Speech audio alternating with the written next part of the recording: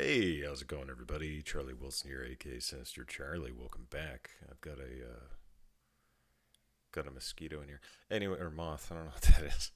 Hi. How's it going?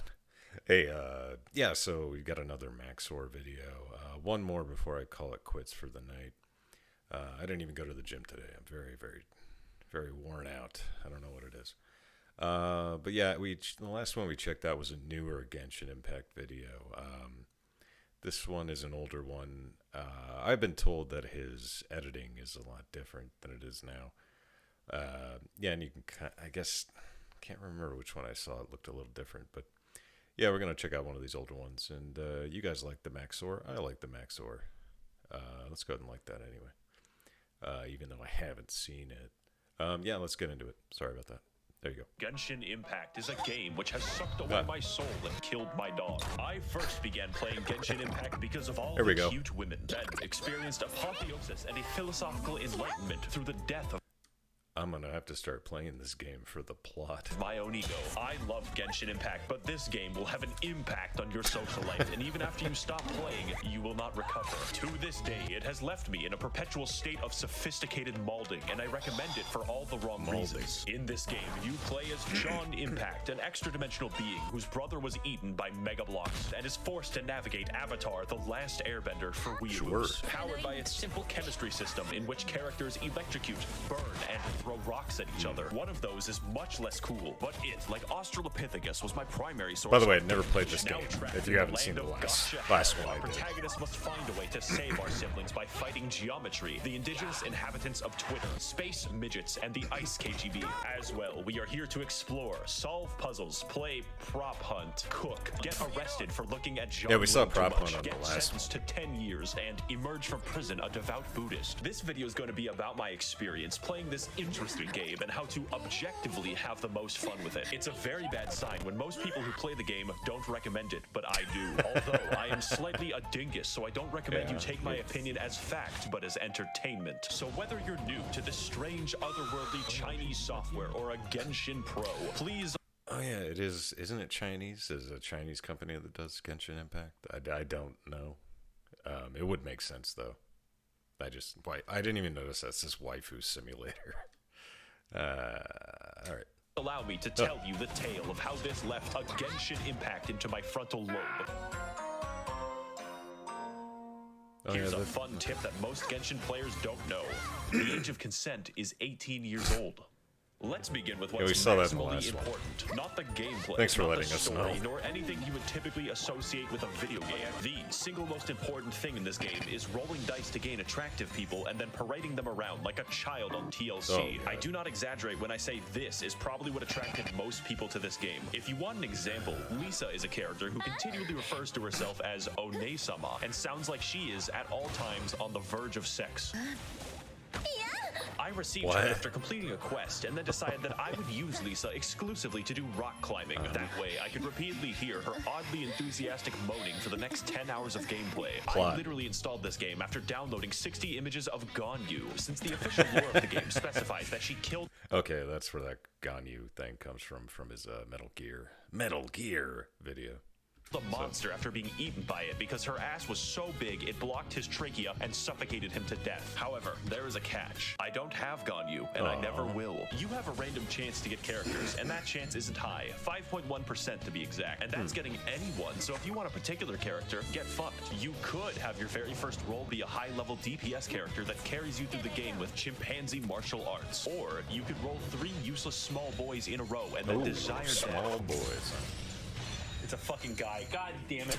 And while I'm writing about bad things that could be deal breakers, the anti-cheat for this game is very strong and has ring 0 permissions on your kernel. This means that it can read and write memory at any location in your computer without seg faulting. I, however, am not afraid, since if Xi Jinping does harvest my computer's data, all he will find is 50 pages of Waluigi hentai. It's your loss. And yes, it does turn off when the game isn't running. So this review is going to include a guide on how to have fun, because like real life, lusting after women causes suicidal depression suppression. Step 1. Play as optimally as you want. Do not try to min-max shit because RNGesus will snap your fucking neck. Do whatever is fun with whatever you have. In my case, I decided that I would roleplay as a violent misandrist and only play as women out of principle. Any men that I rolled would be locked at level 1 and made useful in the coal mines. Okay. It is simply not worth it for me to engage in combat if I cannot also yank it. The central point of the characters is that they are potential wives, and I am absolutely, definitely, 1000% secure in my masculinity. Playing the game optimally in this case would mean making the game boring and staring at man-ass, so fuck it. If, for instance, I had wanted a particular, legally questionable female to be my digital puppet, the chance of me receiving that would be 0.3%, which is where this image comes from. Take what you can get with the rolls. Don't be mad. Exercise patience and control, and you will have a lot more fun. I definitely have not sold my house to get big-titted pirate mommy. But Max0r, I hear your thoughts. Why are you displaying a single image of a regular crab on my screen? And also, what is the world of Genshin Impact, and why are we here?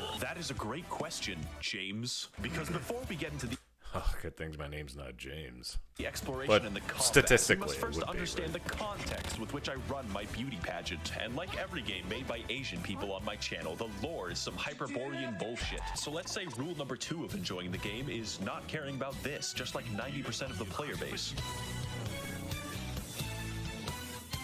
The world of Teyvat is ruled collectively by 7 gods who govern the 7 elements. Except the nature god, he's special. This came about because 2,800 years ago, there were like 80 gods or something. Then everything changed when the Fire Nation attacked. No, but actually 7 seals opened up in heaven, so literally every god fought over their power to the death. The result was the 7 gods of each element we see today, each ruling over their own nation in their own fucked up ways. Every once in a while, these delusional bastards will just give random people superpowers, like how the electricity god just gave a girl with a mental disorder a talking bird. This also includes small children who could very possibly kill themselves for some reason. Now, the world you see in the game takes place in 2 nations, or 3 if you're from the future. The first is Mondstadt, a lawless, anarcho-capitalist commune in New Hampshire, which has no formal governance of any kind. They instead rely institutionally on live free or vigilante die justice, state, including a hot Batman. As a result, an entire territory of their nation is completely overrun with wolves. No one has the systemic authority to stop people from exercising their rights and liberties to feed the wolves babies. Oh, also, there's the fucking dragon problem. Did I not mention the murderous dragon? Next, we have the nation of Liyue, an extremely rich and powerful country to the east. They have recently come into conflict with Mondstadt due to the Luhua Pool massacre of 69,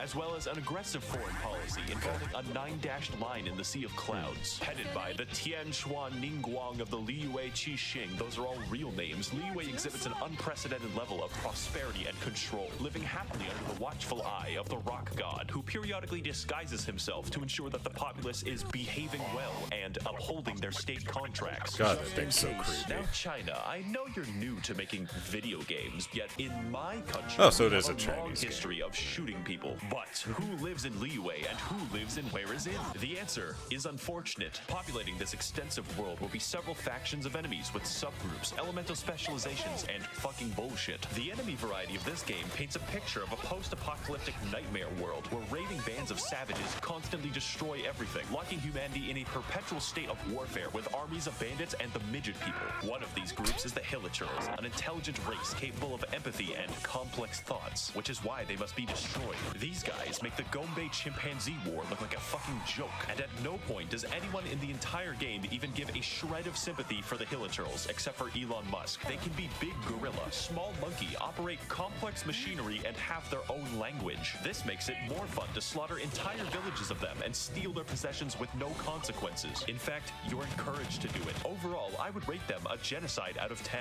Next are the country-sized hordes of organized bandits called the Treasure Hoarders, who are just regular guys forced to fight you with shovels and Molotov cocktails. Are you sure we're the good guys? It's fortunate that... Sorry, kind of a midway pause. Not really, almost. But the editing style was actually pretty similar to his newer one. But, yeah, I just thought I'd put that in there. I would play this game if, I'm a casual, so I generally don't play these kind of games. So, yeah. Because they committed a crime, their lives are now forfeit. Abyss mages are very simple because they are one. I feel like this would take up way too much of my time. Beings of the dark void who have sworn vengeance upon humanity itself. They also dwell almost entirely in fucking space. The Fatui of Snezhnaya are heavily armed diplomats seeking to Don't they dominate look the world of diplomatic? Teyvat through subterfuge. And employing 9-foot-tall people with hammers is absolutely conducive to this goal, I promise. They are unique among Teyvat because they serve the interests of the Tsaritsa of Snezhnaya, also known as the god of ice. That's important because it's very weird that they primarily use electricity and fire. I guess the ice god is just fucking lazy. The Fatui are always up to no good, like stealing the wind god's power or like a bank heist. They're also really hot, so I'm not stopping them. Finally, we have the local wildlife of Teyvat, which is 90% slimes and 10% Slimes. I spent most of the fight waiting to do something. Computer deactivate iguana. That's really what the combat is all about. Sometimes it's like, holy fuck, that is a whale. And other times it's like, I think that bush just fucking... Really, no matter what happens, you're in for an experience. Let's find out if that's bad or worse.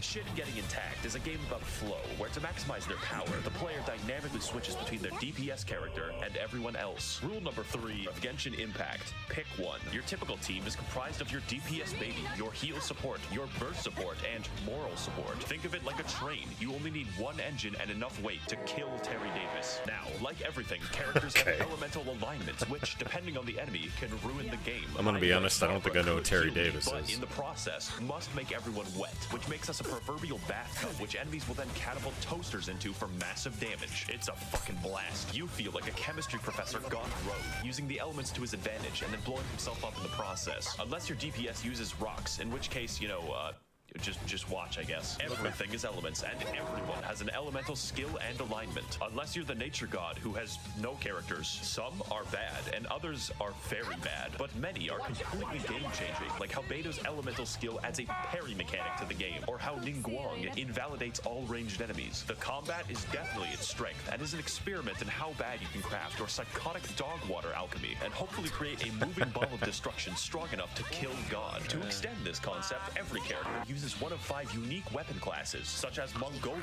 Controller Erosion, the Waiting Game, Egg Catapults, and the Speed Demon. So be careful with who you choose and what weapons that, oh wait, no, it's random, get fucked out. This would all be excellent gameplay if it didn't sometimes amount to throwing 2 sponges at each other. Enemies scaled. Hey, that's a fun game. Generally, health is not hard to come by. So depending on your investment, some enemies could take minutes to kill. This all amounts to making a classic video game build, the tank, entirely useless. You don't need a tank because you will be switching to your DPS anyways, who is a tank against your will. Health is literally always a shackle and a curse. That is, of course, unless you're playing Barbara, whose healing scales only off of health, making her tankier than Tien. Let's go over an example party to give you some idea of the insanity that we're working with. I have no idea what's going on. In most of my combat scenarios to cause forest fires by throwing a spicy bear. Why? Well, it's obvious. My DPS Beto can parry anything, which includes the heat of fire. Or how about Ningguang, who spawns a wall inside of enemies like it's Gary's mod. We just do it to piss them off. Did I also mention you can invite your insane Discord stalker to play co-op with you? The combat is fully functional.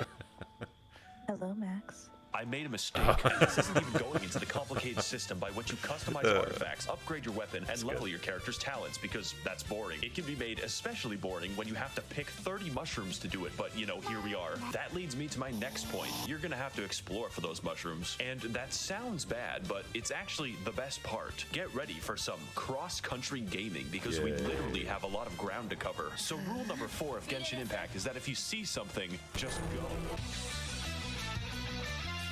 You've probably noticed at some point that this game looks identical to Breath of the Wild, down to the UI. This is an objectively correct assessment. It's just that the game doesn't give a shit, and neither should we. Well, Breath of the Wild was it's Chinese, so what do they have to lose?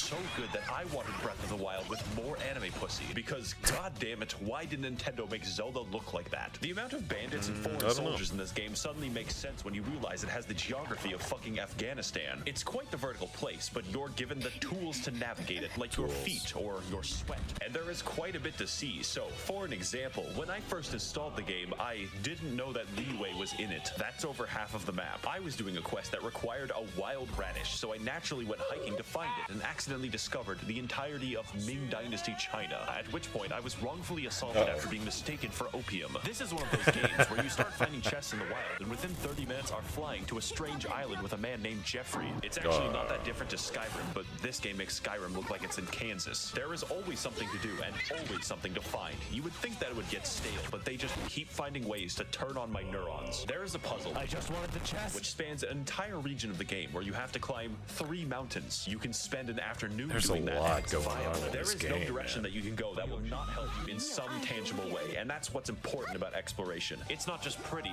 it's optimal. You see this shit right here.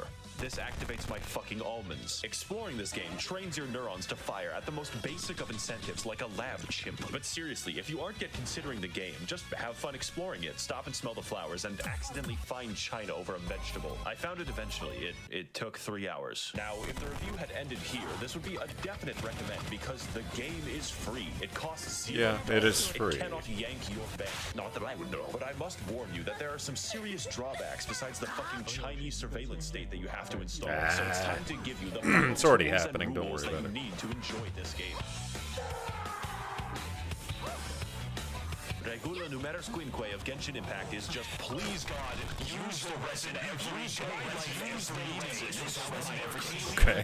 So to explain that, you have to understand that this game works by mostly giving you what you want when you seek it out. Unless it's crit damage. So you don't end up mindlessly slogging for 10 hours a day for a single goddamn Warframe chassis. But there is a catch. When it comes to grinding, there is a clever way to make sure that you can't trivialize the entire game, which is that the game just stops you. You expend resin when you kill a boss, want money, want XP, want artifacts, want to live, want to see my daughter again, pretty much anything. And if you have no resin, well, better wait. God will collect his existence tax and you will fucking pay. Even if you live in Mondstadt, the IRS is an eternal fixture of the universe. And although it's nice to have fair guarantees for artifacts, it has the unique side effect of stopping the game from being played. You get 160 a day, and for reference, you spend 40 for boss loot, so good luck. And if you thought that was bad, get ready for Rule 6, which is, yeah, you gotta do the daily quests. We Genshin players are always hard at work on the daily dopamine farms, putting in that grind so that we can have a 4-star object every 20 days. It really makes a man wonder why we bothered with making murder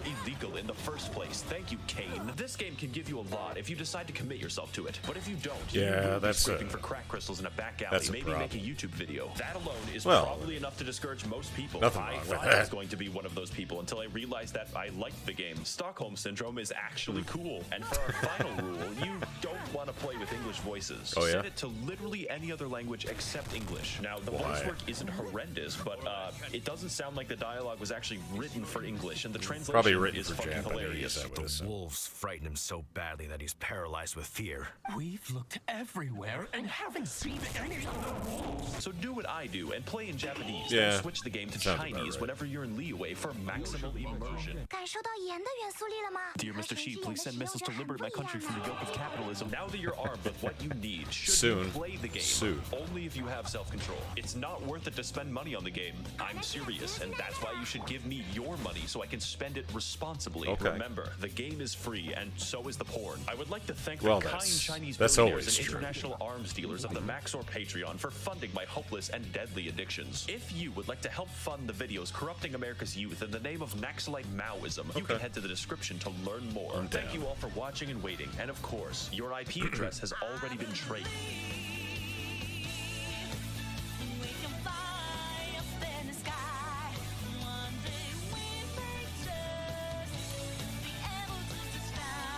Okay. God, the tasty jams. Yeah, it's good. Makes me want to play the game. I don't know if I ever will, but yeah.